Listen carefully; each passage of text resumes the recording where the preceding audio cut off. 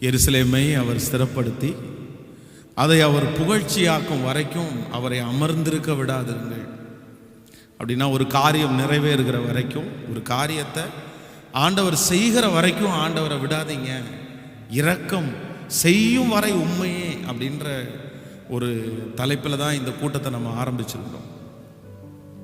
இந்த ஜெபத்தை ஆரம்பித்து இந்த ஃபர்ஸ்ட் டே, முதல் நாள், இந்த முதல் நாள் கூட்டத்திற்காக நான் சர்ச்சில் வந்து அந்த ஜெபத்தில் ஆயத்தமாக இருக்கும்போது செய்தி ஆண்டவர் ஏற்கனவே என் இருதயத்தில் பேசினார். ஆனால் வந்து என்னாலும் ஒரு நல்ல ஒரு சாட்சியோடு வந்து இந்த ஜெபத்தை ஆரம்பித்தா நல்லா இருக்குமே அப்படின்னு நான் அப்படி யோசிச்சிட்டே இருந்தேன். அப்போது இந்த கூட்டம் ஆரம்பிக்கிறதுக்கு முன்னாடி ஒரு தகப்பனார் வந்து என்னிடத்துல அவர் வந்து ஒரு சாட்சியை என்னிடத்துல பகிர்ந்து கொண்டார்.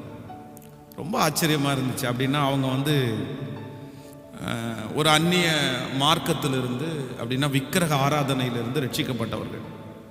அவர்களுடைய அந்த கம்யூனிட்டி வந்து ரட்சிக்கப்படுவது ரொம்ப கஷ்டமான ஒன்று. யாருமே அவங்க அங்கே ரட்சிக்கப்பட மாட்டாங்க அவ்வளோ சீக்கிரம். ஆனால் இவங்க அந்த இடத்துலேருந்து ரட்சிக்கப்பட்டு கிட்டத்தட்ட ஒரு 30 வருடங்கள் ஆயிடுச்சு.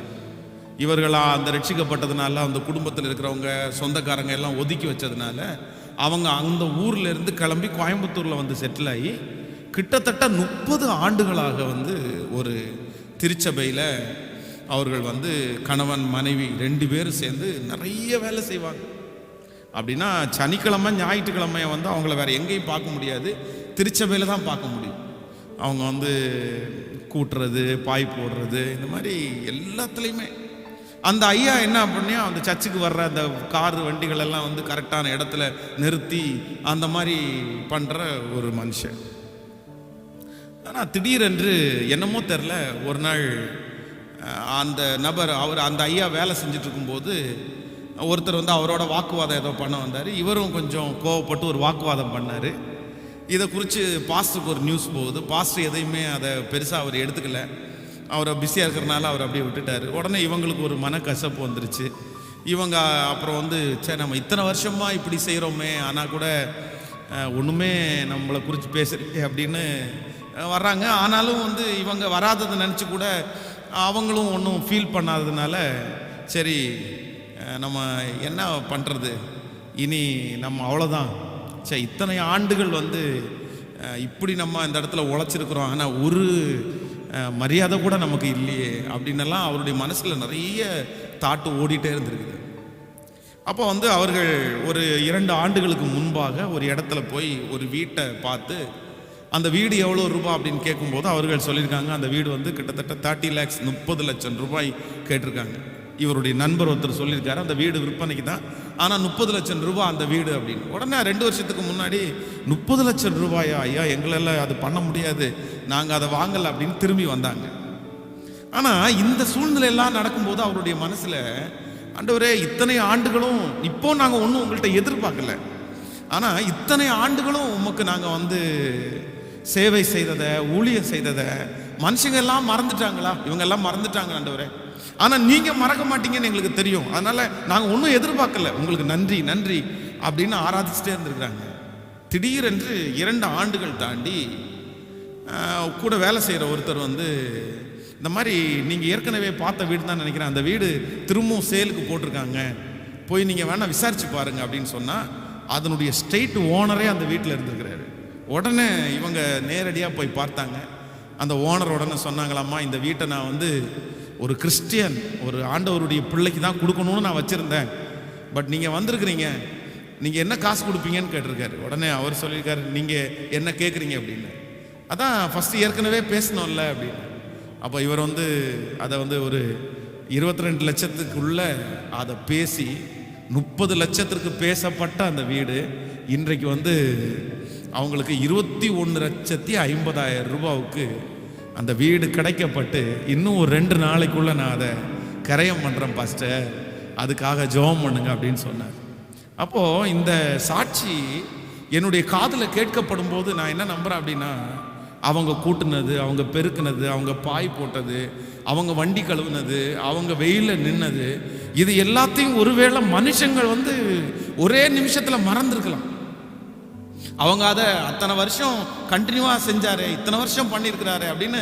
சரி, இப்போ அது மனுஷங்க மறந்துருக்கலாம். ஆனால் நான் நம்புகிறேன், நம்மை அழைத்த, நம்மை முன்குறித்த, நம்ம ஆராதிக்கிற தேவன் மறக்கல அப்படின்றத இந்த ஜெபம் ஆரம்பிக்கும் போதே ஆண்டவர் வந்து என்னுடைய இருதயத்தில் கர்த்தர் பேசினார். அப்போ நான் என்ன நம்புறேன் அப்படின்னு சொன்னா, இன்றைக்கு இந்த 21 நாட்கள்ல ஒருவேளை கடந்த போன மாதம் நடந்த 21 நாள் ஜெபத்தில் 21 நாட்களும் நீங்கள் கலந்து கொண்டலாம். ஆனா நான் ஒரு பெரிய அற்புதத்தை பார்க்கலையே பாஸ்டர். 21 நாள் நான் முழங்கால நின்னனே, ஆண்டவர் அற்புதம் செய்யவே இல்லையே. சோர்ந்து போவே கூடாது, சோர்ந்து போவே கூடாது. நான் என்ன சொல்றேன்னா, அந்த 21 நாட்களும் முழங்காலில் நின்றது அது வீணல்ல. ஒருவேளை நீங்கள் நினைக்கிற நேரத்திற்கு அது கிடைக்காம போயிருக்கலாம், அந்த டைமுக்கு நமக்கு கிடைக்காம இருக்கலாம். ஆனா நான் நம்புறேன், அது எல்லாவற்றையும் ஆண்டவர் கணக்கில் வைத்திருக்கிறார். இந்த தகப்பனாருக்கு எப்படி கர்த்தர் அப்படி பதில் செய்தாரோ அதே போல ஏற்ற நேரத்தில் ஆண்டவர் அந்த அற்புதத்தை நமக்கு செய்யறதுக்கு வல்லவரா இருக்கிறார். அதனால ஆண்டவருக்காக படுகிற பிரயாசம் மட்டும் அது கர்த்தர் மறக்கவே மாட்டார், மறக்கவே மாட்டார். இன்னைக்கு 21 நாள், இன்னைக்கு முதல் நாளில் நம்ம ஆரம்பிக்கிறோம் ஒரு தீர்மானத்தோட, நீர் எனக்கு செய்யணும்னு சொல்லி சோர்ந்தே போகாம, நடந்தாலும் நடக்காட்டாலும் உங்களை நாங்கள் தேடுவோம் ஆண்டவரே, உங்கள் வார்த்தையை நாங்கள் கேட்போம் ஆண்டவரே, உங்களை நாங்கள் விசுவாசிப்போம் ஆண்டவரே அப்படின்னு முழு மனதோட நீங்கள் வந்து கர்த்தரை மட்டும் பற்றி பிடிங்க. நான் நிச்சயமாகவே நம்புகிறேன், இதனுடைய பலனை கர்த்தர் ஒரு நாள் நமக்கு தராமல் போகவே மாட்டார். ஆமேன்னு சொல்லுங்க. அது அந்த கரையம் பண்ணணும். அந்த மாதிரி ஆண்டவருடைய பிள்ளைகள் சேர்த்து வைக்கணும். அந்த மாதிரி ஆண்டவருடைய பிள்ளைகள் உட்காரணும். அப்படி உட்கார்றத தான் ஆண்டவர் வந்து விரும்புகிறார். இது அதான் ஆண்டவர் சொல்றாரு, பூமியிலே உங்களுக்கு அல்ல பரலோகத்திலே உங்களுக்கு பொக்கிஷங்களை சேர்த்து வையுங்கள். நம்ம வந்து பூமிக்குரியவைகளை மட்டும் நாடுகிறது அல்ல. உங்களுடைய பொக்கிஷங்கள் அப்படின்னா உங்களுடைய செல்வங்களை அப்படின்னா, இதுதான் அந்த ஜபம். இந்த 21 நாள் இந்த மாதிரி ஒரு ஜபம், அப்புறம் பைபிளை வந்து முழுக்க வாசித்து முடிக்கிறது, இல்லைன்னா முழங்காலில் நிற்கிறது, இந்த மாதிரி ஒரு நேரம் ஃபாஸ்டிங்கு, இதெல்லாம் தான் என்ன அப்படின்னா பரலோகத்தில் நம்ம சேர்த்து வைக்கிற சொத்து.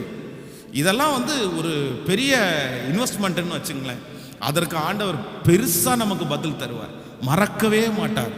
நம்முடைய ஆண்டவர் அவருக்காக படுகிற பிரயாசத்தை மறக்கவே மாட்டார். ஆமேன்னு சொல்லுங்கள்.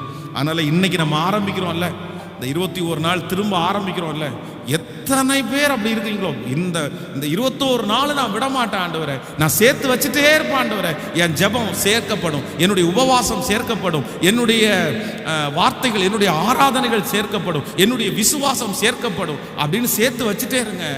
நிச்சயமா ஏற்ற காலத்துல ஆண்டவர் நமக்கு பலனை தர வல்லவரா இருக்கிறார். ஆமென் சொல்லுங்க. ஹல்லேலூயா. இப்ப எல்லாரும் தேவ சமூகத்தில் அப்படியே எழும்பி நின்று கைகளை வானத்துக்கு நேராய் உயர்த்தி, என் பலவீனம் அதிகம், என் குறைவுகளோ ஏராளம், ஆனால் என்னுடைய பலவீனத்தில் உம் பலன் பூரணமாய் விளங்குது, என் சுகவீனத்தில் உங்க கிருபை தாராளமாய் விளங்குது ராஜா. என் தேவனே, இந்த பலன் என்னுடைய பலன் அல்ல. ஹல்லேலூயா.